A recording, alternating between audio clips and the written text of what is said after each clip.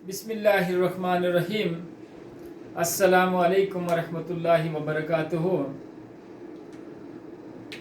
आज का हमारा ऑब्जेक्टिव है फर्टिलाइजेशन। आज मैं इस वीडियो में फर्टिलाइजेशन के बारे में आपके साथ डिस्कस करूंगा।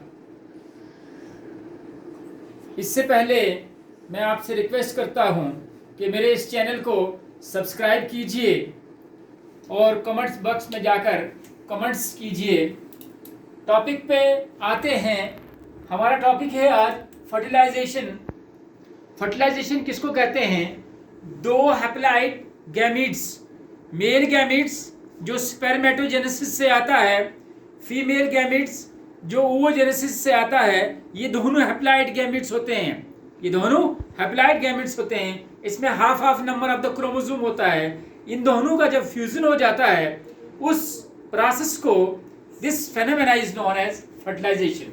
उसको हम फर्टिलाइजेशन कहते हैं। Fertilization is the fusion of haploid gametes. Fusion of haploid gametes. Egg, एक हैप्लॉइड गैमीट्स हमारे पास एग है, दूसरा हैप्लॉइड गैमीट्स हमारे पास स्पर्म है। ये दोनों एग एंड स्पर्म जब फ्यूज होते हैं from to form a diploid zygote, to form a diploid zygote. Fuse होने के बाद ये एक सेल बनता है। उस सेल को हम जाइगोट कहते हैं। क्या कहते हैं? जाइगोट्स कहते हैं। ठीक है। तो जाइगोट कब बनता है? जाइगोट तब बनता है जब स्पर्म और एग आपस में फ्यूज होते हैं। जब स्पर्म और एग आपस में फ्यूज होते हैं, फ्यूज होने के बाद स्पर्म का जो न्यूक्लियस है वो एग के बीच में जाकर फ्यूजन होता है उनका। उसके बाद डिप्लॉइड जाइगोट बनता है। तो डिप्लॉइड जाइगोट में 2n ऑफ क्रोमोसोम्स होते हैं, यानी ये डिप्लॉइड होता है, इसमें 2 क्रोमोसोम्स होते हैं। ये डेफिनेशन है फर्टिलाइजेशन की। ठीक है। उसके बाद टाइप्स ऑफ फर्टिलाइजेशन। फर्टिलाइजेशन की कितने टाइप्स हैं? फर्टिलाइजेशन की कुल मिलाकर अगर हम देखें, फर्टिलाइजेशन की 2 टाइप्स हैं। फर्टिलाइजेशन की 2 टाइप्स हैं। नंबर 1 इंटरनल फर्टिलाइजेशन और नंबर 2 सेकेंड वाला एक्सटर्नल फर्टिलाइजेशन। ठीक है। Internal fertilization fusion of haploid gametes of male and female inside the body is called internal fertilization, and fusion of both of these outside the body is called external fertilization. ठीक है। Internal fertilisation है, external fertilisation. Internal हो गया with in the body, जैसे human की body के अंदर fertilisation होती है। फिलोपियन ट्यूब जो होता है, वो जो ओवरी का जो फिलोपियन ट्यूब है उसके एम्प्यूला में जाकर फर्टिलाइजेशन होती है मेल और फीमेल गैमेट्स की। ठीक है। उस किस्म की फर्टिलाइजेशन को हम कहते हैं internal fertilisation.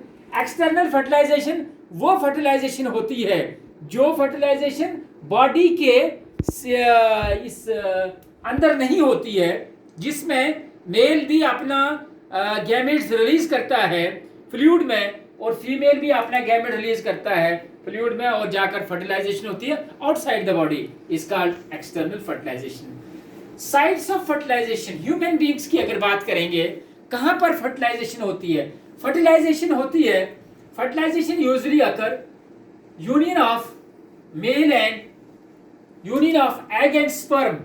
Egg and sperm usually occur in the ampulla, usually occur in the ampulla of the fallopian tube, usually occur in the ampulla of the fallopian tube. ampulla क्या होता है? ये अगर ओवरी है, ये fallopian tube है, ठीक है, और ये इसका एम्प्यूला है, ये इसका, दिस इज कॉल्ड एम्प्यूला। और यहां पर फर्टिलाइजेशन होने के चांसेस होते हैं। तो this is the site of the fertilizations in the human beings. Number 1 idea of fertilizations. Fertilization का आइडिया सबसे पहले किसने दिया था? फर्टिलाइजेशन का आइडिया सबसे पहले लीवनहुक इन 1683 में लीवनहुक ने सबसे पहले फर्टिलाइजेशन का आइडिया दिया था। उन्होंने ये कहा था कि pronuclei of male gamete as well as the pronuclei of the female gamete fuse होने के बाद एक डिप्लॉयड सेल बनाता है, उस सेल को हम जाइगोट कहते हैं। इस फेनोमेना को फर्टिलाइजेशन कहते हैं। ये 1686 में आइडिया जो है हमारे पास आया था। Arrival of sperm, about 300 million of the sperm discharged in the female vagina during the copulations. This is called insemination. होता क्या है, एक कॉपुलेशंस में मेल जो है ये 300 मिलियन ऑफ स्पर्म रिलीज करता है, और रिलीज कहां पर होता है, फीमेल विजाइनल ट्रैक में। ठीक है, इस प्रोसेस को इंसेमिनेशंस कहते हैं। This is called as inseminations. ठीक, then we move to fertilizations has the following process. Fertilization के अंदर कौन कौन सा प्रोसेस होता है, मींस जब union of male and female gametes होते हैं, क्या उनका साइटोप्लाज्म यूनियन होता है, क्या उनका न्यूक्लियोप्लाज्म यूनियन होता है, क्या उनकी सेल मेम्ब्रेन यूनियन होती है, क्या उनका क्रोमोसोम यूनियन होता है, या जेनेटिक मटेरियल आपस में यूनियन होते हैं। This is the fertilization has following process. Union of male and female gametes, जब गैमेट्स आपस में मिलते हैं, this is called as syngamy. Syngamy is the union of male and female gametes.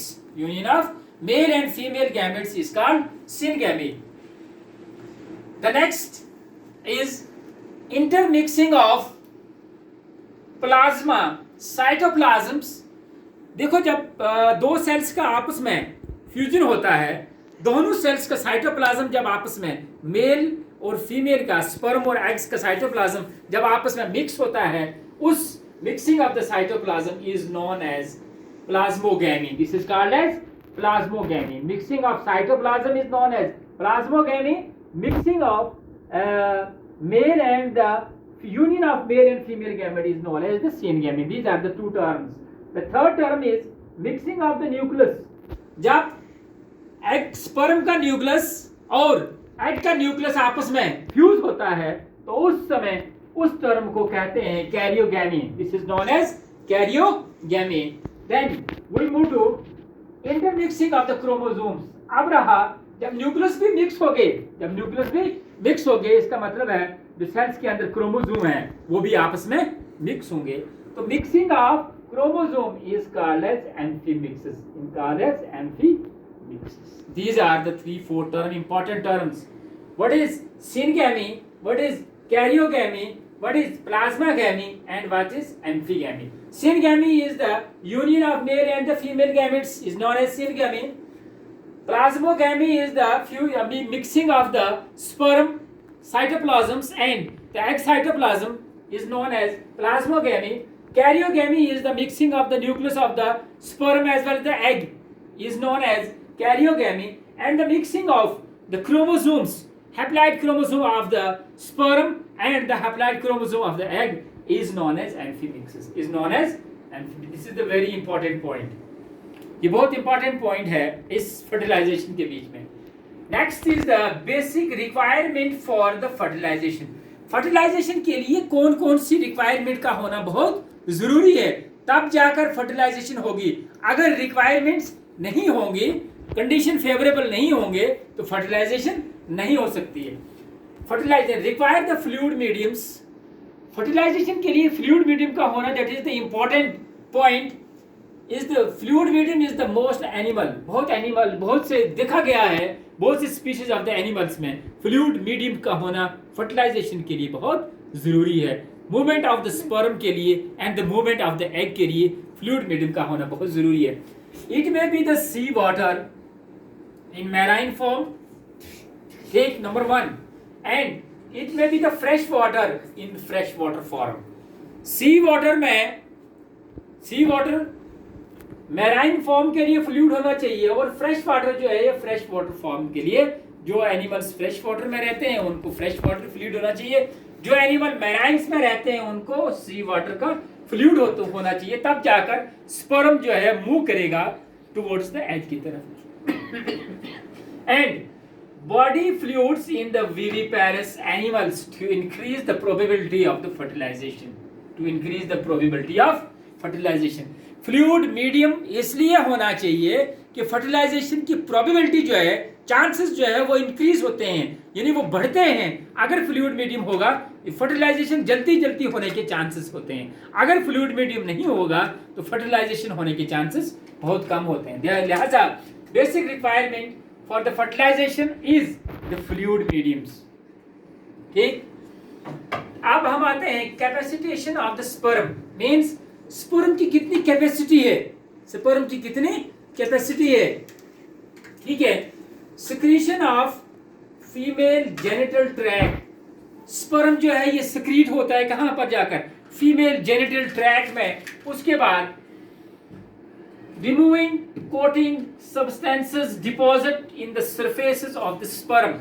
जब ये फीमेल जेनिटल ट्रैक्ट के अंदर release होता है स्पर्म, इसकी जो हेड है, ठीक है, उसके ऊपर जो कोटिंग होती है, that coating will slowly remove.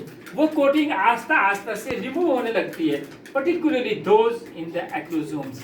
जो एक्रोसोम्स के ऊपर होता है, एक्रोसोम हेड के ऊपर होता है, तो हेड के ऊपर जब एक्रोसोम होता है तो क्या होता है, फीमेल जेनिटल ट्रैक्ट्स के अंदर कुछ ऐसे एंजाइम्स या हार्मोन सिक्रीट होते हैं जो क्या काम करते हैं, जो इस कोटिंग को रिमूव करते हैं, जो कोटिंग स्पर्म्स के हेड के ऊपर या एक्रोसोम्स के ऊपर होती है। ठीक है, the receptor site on the acrosome is exposed and the sperm become the active. Receptor sites open हो जाती है। ये अगर हेड है उसका, ठीक है, हेड अगर स्पर्म का है तो स्पर्म के हेड के ऊपर से कवरिंग जब रिमूव हो जाती है, एक्रोसोमल की साइड जो है that will be active, sperm become active to penetrate the egg। sperm active होता है, वो egg को penetrate करता है। क्या करता है, penetrate करता है। suppose ये egg है, ये क्या है, this is the diagram of ovum।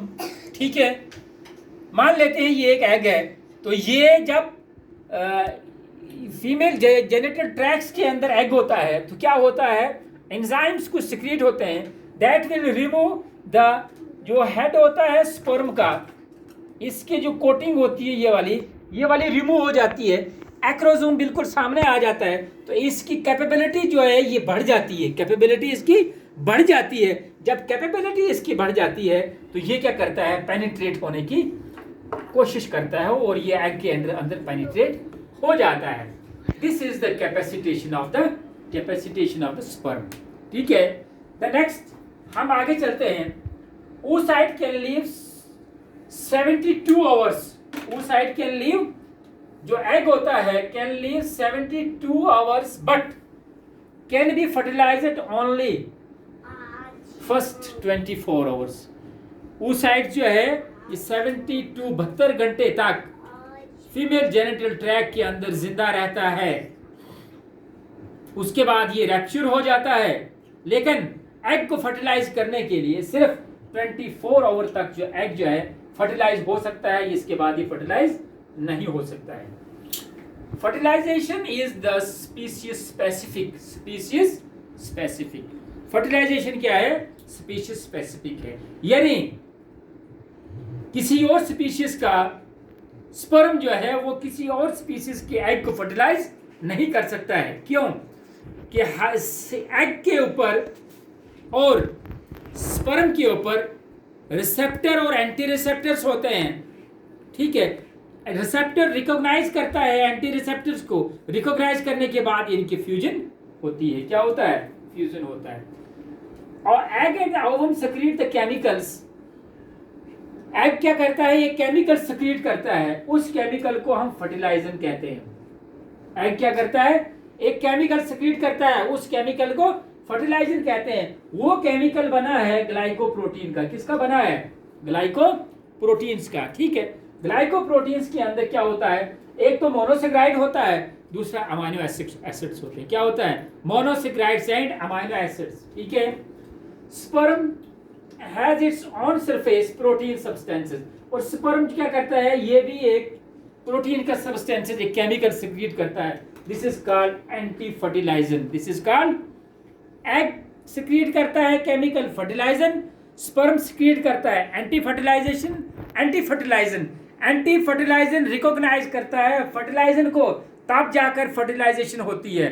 अगर ये एंटी फर्टिलाइजन को रिकॉग्नाइज नहीं करेगा, इसका मतलब ये स्पीसीज के अंदर इसका ओवम नहीं है, इसका एग नहीं है, तो इन दोनों की फर्टिलाइजेशन होने के चांसेस नहीं है। ठीक है, एंटी फर्टिलाइजेशन जो है ये एसिड होता है जिसको हम अमाइनो एसिड्स कहते हैं। क्या कहते हैं?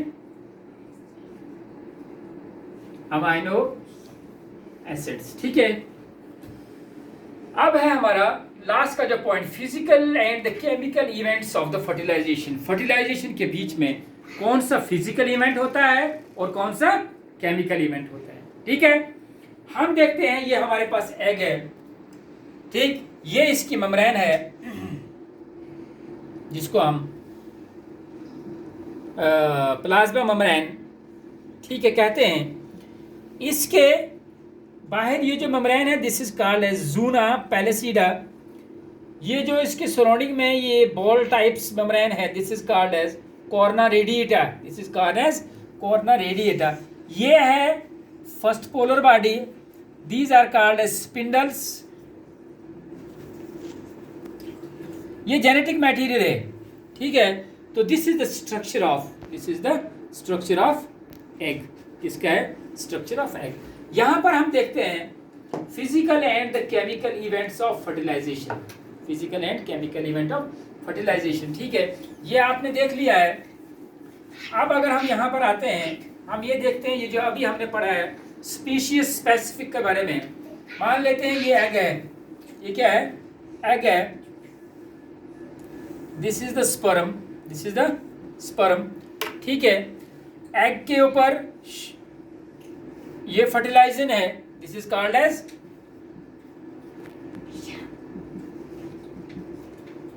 फर्टिलाइजन, ठीक है। ये स्पर्म के ऊपर क्या है? एंटी फर्टिलाइजन है।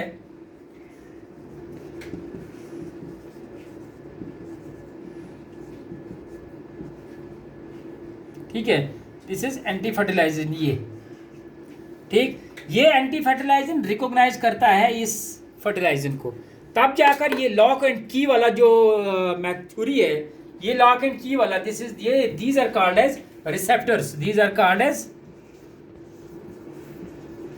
रिसेप्टर्स। ये रिसेप्टर रिकॉग्नाइज करते हैं आपस में, ये दोनों रिसेप्टर रिकॉग्नाइज करते हैं आपस में, और रिकॉग्नाइज करने के बाद फिर फ्यूजन होती है। तभी हम कह सकते हैं इसको कि ये स्पीशीज स्पेसिफिक है। क्या है? स्पीशीज स्पेसिफिक है, ठीक है।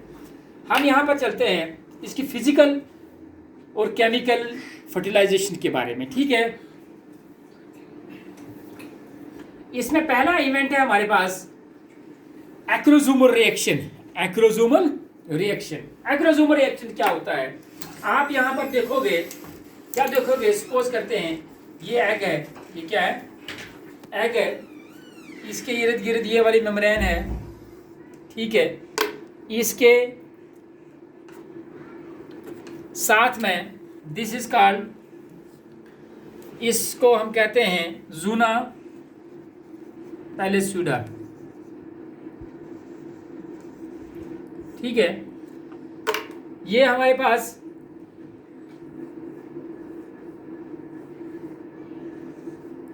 कॉर्ना रेडिएटा है,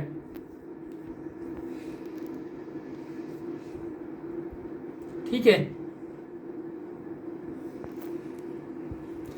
यहां पर एग आता है, this is the sperm,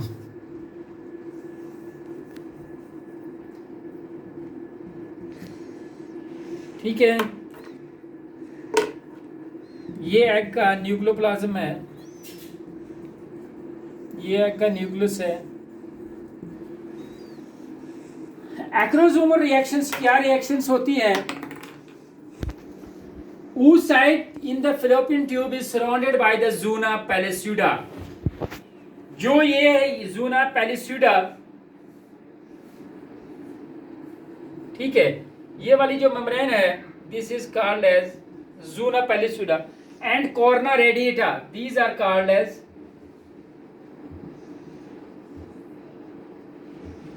corona radiata. This is called as corona radiata. The follicle cells of the corona radiata are glued, मतलब glue types लगी होती है, gum types होती है, together by a mucopolysaccharides, by a mucopolysaccharide. Mucopolysaccharide की वजह से जो कोर्ना रेडिएटा है ये ग्लू टाइप्स का, ऊपर से इसको गम टाइप्स का मटेरियल होता है, जिसको हम कहते हैं हाइयूरेनिक एसिड्स, हाइयूरेनिक एसिड्स, ठीक। Sperm reaches the egg, releases the lysins enzymes. जब ये स्पर्म एग के पास पहुंचता है तो यहां पर लाइसन एंजाइम सिक्रीट होता है। क्या होता है? लाइसन एंजाइम सिक्रीट होता है, जिसको हम हाइयूरेनेस कहते हैं या प्रोटेस कहते हैं या प्रोटेस कहते हैं, फ्रॉम द एक्रोसोम्स। एक्रोसोम्स से लाइसेंस या प्रोटेस, PROTES, प्रोटेस एंजाइम्स निकलते हैं, ठीक है। By breaking down of the membrane of the surrounded by the acrosomes. ये दोनों क्या करते हैं, प्रोटेस और ये एक्रोसोम्स की यहाँ पर इस मेम्ब्रेन को ब्रेक करते हैं और एग की मेम्ब्रेन को भी यहाँ से ब्रेक करते हैं। ब्रेक करने के बाद अंदर पेनिट्रेट होने की कोशिश। Surrounded by the acrosomes, lysin dissolve the corona radiata. ये जो लाइसिन एंजाइम है ये इस कोर्ना रेडिएटा को क्या करता है, डिसॉल्व करता है। क्या करता है? डिसॉल्व करता है इस वाली मेम्ब्रेन को, ठीक है। ये मेम्ब्रेन जब डिसॉल्व हो गई तो क्या होगा, कोर्ना रेडिएटा एंड द ज़ूना पैलिस्यूडा, ये लाइसिन कोर्ना रेडिएटा को भी करता है। क्या करता है? कोर्ना रेडिएटा को डिसॉल्व करता है और ज़ूना पैलिस्यूडा को भी डिसॉल्व करता है। जब इस पोर्शन के दोनों को डिसॉल्व करता है तो डिसॉल्व करने के बाद क्या होता है, ये एग जो है सीधा इस स्पर्म का पूरा न्यूक्लियस और साइटोप्लाज्म एग के अंदर चला आता है, ठीक है। By the sperm to penetrate them, ये पेनिट्रेट हो जाता है कहाँ पर, अंदर चला आता है। ज़ूना रेडिएटा को और ज़ूना पैलिस्यूडा को क्रॉस करके ये दोनों मेम्ब्रेन्स जो हैं, लाइसिन या प्रोटीनेस, ये एंजाइम्स जो हैं इसको डिसॉल्व कर देती हैं। And this reaction is known as acrosomal reaction. This reaction is known as acrosome. इसको एक्रोसोमल रिएक्शन क्यों कहते हैं? क्योंकि स्पर्म के हेड के टिप पे एक्रोसोम्स होते हैं। वो एक्रोसोम्स जब स्पर्म एग के बिल्कुल नजदीक पहुंचता है तो क्या होता है, यहाँ से एंजाइम निकलते हैं उस एक्रोसोम से। निकलने के बाद सबसे पहले एक्रोसोमल की मेम्ब्रेन डिसॉल्व होती है, उसके बाद कोर्ना रेडिएटा डिसॉल्व होता है, ज़ूना पैलिस्यूडा जो एग के दो बड़े मेम्ब्रेन से वो डिसॉल्व होता है, और फिर आसानी से स्पर्म का जो हेड जो है ये पेनिट्रेट करता है किसमें, एग के इस मेम्ब्रेन को क्रॉस करके इसके साइटोप्लाज्म में। And this whole process is known as acrosomal reaction. इसको कहते हैं acrosomal reaction. Calcium ion, magnesium ions यहाँ पर चाहिए हमें। क्या चाहिए? कैल्शियम आयंस, मैग्नीशियम आयंस, ठीक है, और pH. These are the important factor which are responsible for the acrosomal reaction. Acrosomal reaction. अब हम आते हैं लास्ट वाले इस हेडिंग पे। This is called cortical reactions. Second part जो है ये cortical reactions. इसमें क्या है? cortical reaction में ये है immediately after, जिस समय एग और स्पर्म आपस में इनका साइटोप्लाज्म में फ्यूज होता है, इनका न्यूक्लियस फ्यूज होता है, और उसके बाद न्यूक्लियर मेम्ब्रेन डेवलप नहीं होती है क्योंकि इसको दोबारा डिवीजन की जरूरत है। तो इस immediately after the entry of the sperm into the egg, entry of the sperm into the egg, secondary oocyte shows a cortical reactions. Secondary oocyte जो है cortical reactions शो करता है to check the egg of the plasma membrane releases by the chemical. plasma membrane से एक chemical release होता है to show the cortical reactions to check the entry of the sperm. क्या check करता है कि एक स्पर्म ने एग को पेनिट्रेट किया है, अब चेक करना है, चेक लगाना है कि कोई और स्पर्म जो है एग को पेनिट्रेट नहीं करना चाहिए इस कॉर्टिकल रिएक्शंस में। In this reaction the cortical granules present beneath the plasma membrane, इस प्लाज्मा मेम्ब्रेन के बेंथ में जो कॉर्टिकल ग्रेन्यूल्स हैं वो केमिकल सब्सटेंसेस सिक्रीट करते हैं between the ooplasms and the plasma membrane. इसमें बिटवीन द ओप्लाज्म और प्लाज्मा मेम्ब्रेन में कुछ केमिकल सिक्रीट्स होते हैं। क्या होते हैं? केमिकल सिक्रीट्स होते हैं। इस प्लाज्मा मेम्ब्रेन को हम वर्टिलाइन मेम्ब्रेन्स भी कहते हैं, जहां पर फर्टिलाइजेशन होती है। These substances rise by the vertiline membranes above the egg surfaces, and this evaluate the vertiline membrane is called fertilization membrane। इस वर्टिलाइन मेम्ब्रेन को, इसी को हम वर्टिलाइन मेम्ब्रेन कहते हैं और इसको दूसरे लफ्जों में फर्टिलाइजेशन मेम्ब्रेन भी कहते हैं, क्योंकि यहाँ पर fusion of male haploid sperm और एग का फ्यूजन होता है, इसीलिए इसको फर्टिलाइजेशन मेम्ब्रेन कहते हैं। ठीक है, अब देखें आगे। These enzymes, ये जो एंजाइम सिक्रीट होते हैं, harden the zona pellucida, ये इस zona pellucida को भी हर्ट करता है। ठीक है, और कॉर्ना रेडिएटा को भी हर्ट करता है और इनको एक्टिव करता है। जब कोई स्पर्म आ जाएगा इसको बाहर और रोक देना है, इसको पेनिट्रेट नहीं करने देना है। ठीक है, which also prevents the addition of the sperms, polygamy, polygamy को भी ये रोक देते हैं। पॉलीगैमी उस सिलसिले को कहते हैं जिसमें दो या दो से ज्यादा स्पर्म जब पेनिट्रेट करते हैं एक एग के बीच में। If the polygamy occurs, that is the more than one sperm enter in the secondary oocyte, resulting the cell has the too much of the genetic material to develop normally. जब polygamy होती है उसमें genetic material too much होते हैं for the further development के लिए। तो जब ये सारा सिलसिला हो जाता है फिर क्या होता है? Ovum is now a diploid. अब ओवम क्या बना है? डिप्लॉइड, जिसको हम जाइगोट क्या कहते हैं। शुरू में हमने जाइगोट कहा था। Diploid cell having the 23 pair of the chromosomes. कितने क्रोमोसोम है?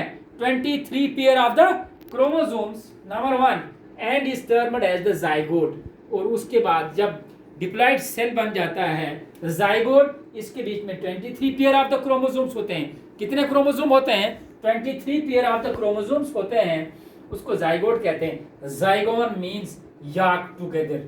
जब न्यूक्लियस स्पर्म का और एग का न्यूक्लियस आपस में मिल जाता है उस सेल को हम कहते हैं जाइगोट, याक टुगेदर। द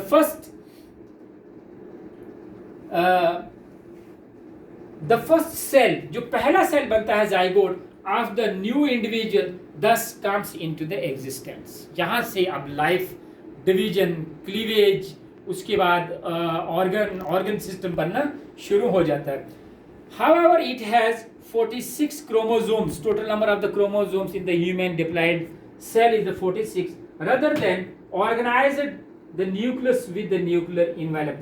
जब ये फर्टिलाइजेशन होती है उसके बाद न्यूक्लियर इन्वेलप जो है वो डेवलप नहीं होते हैं। The mother is now said to be a pregnant. No nuclear envelope is formed around the chromosomes. Around the chromosomes. हमने ये देखा है कि जब गैमीट्स शुरू में बने थे वो हैप्लॉइड थे, चाहे वो मेल गैमीट्स हैं या चाहे वो फीमेल गैमीट्स हैं। लेकिन फ्यूजन के बाद क्या होता है? खुद ब खुद दो हैप्लॉइड गैमीट्स आते हैं और आपस में फ्यूज हो जाते हैं। उसके बाद क्या बनता है? डिप्लॉइड गैमीट्स बनते हैं। क्या बनते हैं? डिप्लॉइड गैमीट्स बनते हैं। और उन डिप्लॉइड गैमीट्स को हम जाइगोट कहते हैं, जिसके बीच में 23 पेयर या 46 number of the chromosomes. This is all about, ये सारा है फर्टिलाइजेशन के बारे में। फर्टिलाइजेशन की डेफिनेशन क्या है, इसके टाइप्स कितने हैं, इसकी साइट्स क्या है, आइडिया फर्टिलाइजेशन का किसने दिया था, अराइवल ऑफ द स्पर्म कब कब होता है और उसकी कितनी क्वांटिटी होती है। फर्टिलाइजेशन है द फॉलोइंग प्रोसेस। सिनगैमी क्या होती है, प्लाज्मोगैमी क्या होती है, कैरियोगैमी क्या होती है और एम्फीमिक्सिस क्या होती है। क्या क्या चीजें रिक्वायर्ड चाहिए फर्टिलाइजेशन के लिए। कैपेसिटेशन ऑफ द स्पर्म क्या चीज होती है। oocytes जब oogenesis से बनते हैं उनका स्ट्रक्चर क्या होता है। उनकी एक्सटर्नल मेम्ब्रेन्स को कॉर्ना रेडिएटा कहते हैं और इंटरनल जो थिक मेम्ब्रेन होती है this is called as zona pellucida. Fertilization is the species specific. इसके अंदर रिसेप्टर्स होते हैं रिसेप्टर के बीच में फर्टिलाइजन और एंटी फर्टिलाइजन होते हैं। एग जब प्रोड्यूस करता है, फर्टिलाइजन स्पर्म प्रोड्यूस करता है, एंटी फर्टिलाइजेशन, ये दोनों आपस में रिकॉग्निशन करते हैं। आफ्टर द रिकॉग्निशन फर्टिलाइजेशन होती है। अगर रिकॉग्निशन नहीं होगी तो फर्टिलाइजेशन के चांसेस बिल्कुल नहीं है। Physical and the chemical event of the fertilization में क्या है, एक्रोसोमल रिएक्शन है और उसके बाद क्या है, कॉर्टिकल रिएक्शन है। ये तमाम आपके सामने मैंने इसका फर्टिलाइजेशन का पूरा मेथड डिस्कस किया है। टाइप्स कितनी हैं, ये सारा कुछ डिस्कस करने के बाद मैं आपसे ये रिक्वेस्ट करता हूँ, इसको आप कंप्लीट नोटबुक्स के ऊपर राइट डाउन कीजिए। उसके बाद ट्राई टू अंडरस्टैंड, समझने की कोशिश कीजिए। समझने की कोशिश हर एक पॉइंट में आप कीजिए तो आपको इंशाल्लाह कहीं पे भी कोई भी मुश्किल नहीं आएगी। ये मटेरियल बहुत तकरीबन 3-4 बुक्स को कंसल्ट करके मैंने आपके सामने लाया है। मुझे उम्मीद है कि आप जब इसको पूरा पढ़ोगे, लिखोगे और समझोगे, उसके बाद आप खुद ब खुद ये जान जाओगे कि आपको किसी और बुक की ज़रूरत नहीं है। ये fertilization 8th, 9th, 10th, 11th, 12th part 2nd, part 3rd, BSc part 3rd में भी आपको काम आएगा। तो मैं आपसे रिक्वेस्ट करता हूँ, इसको आप नोट डाउन कीजिए। और जाते जाते मैं आपसे एक और रिक्वेस्ट करूँगा कि मेरे चैनल को सब्सक्राइब कीजिए, ताकि आने वाली हर एक वीडियो जो है ये उसकी आपको नोटिफिकेशन आए। तो मेरा नंबर है 7006469259। इस पे आप कमेंट्स भी कर सकते हैं। तो मुझे उम्मीद है कि आप मेरे इस चैनल को ज़रूर सब्सक्राइब करेंगे। अस्सलाम वालेकुम।